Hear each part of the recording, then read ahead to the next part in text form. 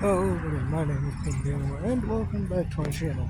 And today, this is actually a topic, and it's a game that I recently got into. I mean, very, very recently. So, let's talk about it. So this game, you may have heard of it, you may have not. The game is called Nine Souls, and if you have heard of it, then sure you really have about it. If you haven't, then I'll kind of give an explanation. Nine Souls is a game that basically feels like Hollow Knight, except if it had a tiny bit more mercy.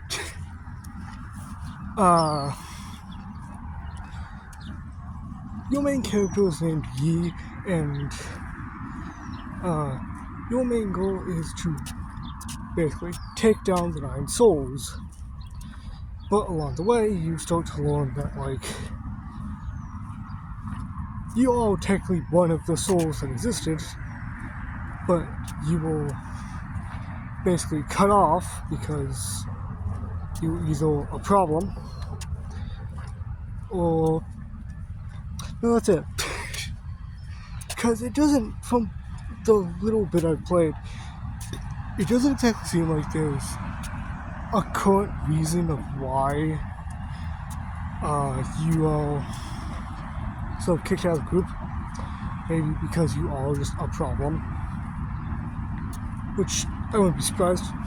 But I think throughout most of the game, I've started to notice that, like, the souls that you go fight, which are like sort of people that have like a code that you have to use to do something. Like, those people don't feel as terrible. Like, the main character, Yi, sort of makes them seem like they're some kind of evil monsters that will just rip apart humanity, like terrible people. But like, the second one you meet, the second soul, by the way, because the first one's like a really nice person that's actually a friend of the main character. The second one is an agricultural expert. Farming, food, that seems fine. And she does. Like, the whole point to her is that she's trying to feed just the people. Not like destroy, like make chemical warfare or something. Like, make shit to poison people. She's making stuff to feed people who can't eat. Because in her past, she didn't have anything to eat. Like, she did not have, like, enough to get food and stuff. Which is why she went to agriculture to do stuff like that. And it's like, you don't kill her, but I wouldn't say she's super alive, because, you know, like, spoilers. Once you beat her, I don't exactly know what, but I think my sort of theory is that she ends up breaking one of her legs during the fight, which is, like, I guess, against you, or you end up doing it, which is very violent, and makes me feel really bad for her. What's worse is that one of the self-control colors that she has, which would pretty much make her not a super good person, because she's controlling people, like, one of the true colors that she has, the main character puts it on her instead. Because, like, puts it on the woman, which then she gets controlled, and it's just a very concerning scene. And then she just fucking disappears. Like, her and her two weird minions just run off. And it's just like, what? Where did she go? Is she dead? Did she join back with the Alliance? Like, there's questions that haven't been answered yet, and I don't know what's going on. But unfortunately, that brings me to my other part, in which the fact is, whole fight is probably one of the easiest I had to do. Because of all the fights you have to do throughout the game, hers feels like the easiest. Because there's this enemy there's this boss called Yin Zhao, which is much harder because you have to learn the sort of main mechanic of the game being parrying. Like, you have to parry everything that he does. Like, he was pretty difficult. He took me a couple tries. You wanna know how many tries it took me to take her down? It took me one try, which was very unfortunate. And not make me feel good because there's a gimmick to the fight, which makes it even worse. Because that gimmick is that she doesn't actually appear in the fight until you take down one of her little minions. And her minions aren't super hard to beat. There's like a really big one, which has like a lot of health, and then the little one, which doesn't have much. And I kept on beating on the little one until she showed up, and you just go whap whap whap and beat her to a pulp. And it does not feel good, but it's a quick fight if you aim for the little one all the time, which I did. Am I happy with that result? Slightly. Should I have done it? No, but I did anyway. Because why not? Like, that's besides the point. It's like, you kind of feel bad for her. And I don't know if she's the only one that, like, you'll end up feeling bad for. But if she is, then I feel only bad for her. But if it's for the rest of the souls, then I think the main character is just some crazy power-obsessed asshole. Which, you know, isn't the best thing, but it doesn't stop me from playing the game, I'll tell you that. Because I like the game. It's good. It's fun. Like I said, it has like Hollow Knight feel and mechanics. It's like, I loved Hollow Knight.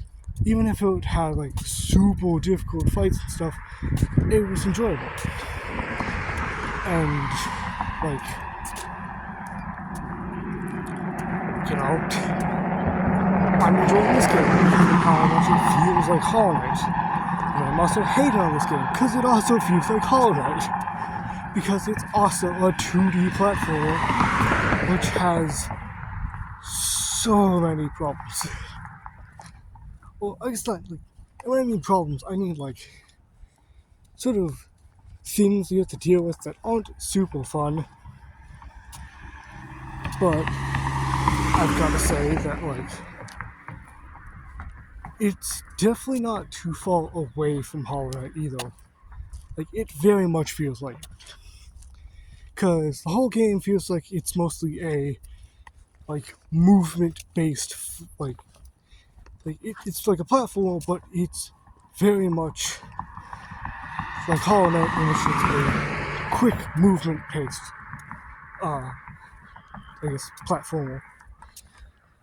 Which, that's nice. And I do enjoy the game. I also just enjoy the stuff that you get throughout the game and stuff you learn. Like, you get to meet like all sorts of these cool characters, and you learn from them, and all that. It's a fun game. Like, I'm really enjoying it right now. I can't wait to play more. I think I'm getting close to what will be my next fight, most likely against against another one of the souls, which will be interesting. Like, and these sort of like gimmicks to fight enemies is really interesting because like there's a lot of different ones. Like I mentioned, there's parrying, and like I said, with the Yin Zhao fight, which is a fairly difficult fight, you have to pretty much utilize parrying a lot, or else you're getting sent very far back, and you can smack around a lot, which he does do. His attacks send you like flying. If you don't know how to parry, you're gonna get sent flying into like the surrounding heat floors or whatever. I don't know what they are, but they were pretty annoying to deal with. But once you learn the main mechanic of parrying without throughout the game, then you're pretty much like, oh, this game's pretty easy, This game isn't too difficult. Because then you know how to block, or then you know how to parry stuff and return the damage back by placing a seal on an enemy and exploding it. Fair warning though, seal explosions and ghost seal explosions don't work on boss enemies unless it's in that fight against the agricultural woman, in which her little minions can take those seal explosion damages, but that's another thing entirely. Here's the thing. This game is really enjoyable, and I do recommend it to. Recommend it to anyone who would like to play it. If you had an interest in the game, then I do recommend that you play it. But the thing is that if you didn't like Hollow Knight, its sort of difficulty stuff, I don't think you'll like Nine Souls. Because Nine Souls also takes on Hollow Knight's sort of mechanic of if you die in a fight,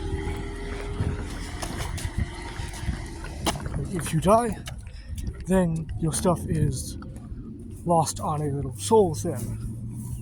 You don't have to fight it though, but you have to go all the way back and go collect it, which in and of itself is not very fun when the boss you're trying to fight, or when it's someone like Yin Zhao, in which you have to enter his battlefield to get it, and you can't escape unless you beat the fight. So yeah. Yes, I would recommend it to any of my friends. My friends, or anyone in general. Because like I said, the game's phenomenal. It is amazing to play, and it really feels like some kind of, I suppose, more